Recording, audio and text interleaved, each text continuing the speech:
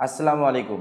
SSC 2026 এবং 27 ব্যাচের সকল শিক্ষার্থী বন্ধুরা, আপনাদের জন্য আমি শুরু করে দিয়েছি SSC physics basic to pro course.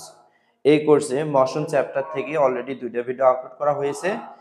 আজকে আমি 3 নম্বরের ভিডিওটা আপলোড করতে যাচ্ছি। তো আপনারা যারা এখনো ওসমান ইজি মেথড এই ইউটিউব চ্যানেলটি এখনো সাবস্ক্রাইব করেননি, তো সাবস্ক্রাইব করে পাশে থাকা বেল আইকনটি অন করে রাখুন।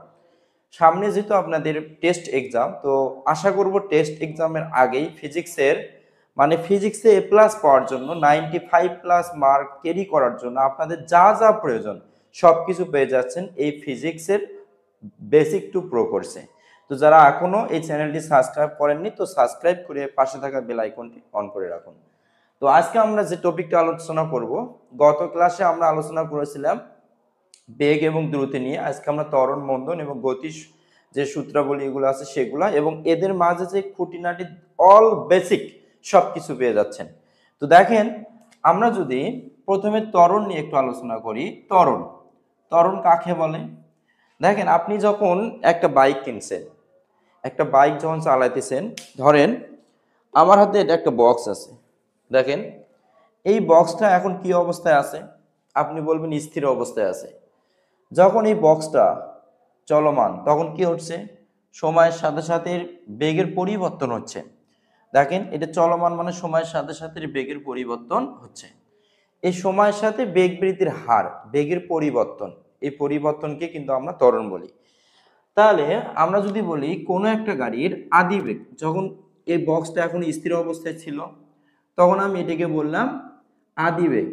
স্থির অবস্থায় থাকলে কি বলি? আদি বেগ। আদি বেগ, এখানে আদি বেগ কত আমরা ধরবো ইউ। আর স্থির অবস্থায় দেখেন, আমার এই মনে করেন যে এটা আমাদের একটা বাইক, সেই লেভেলের একটা বাইক।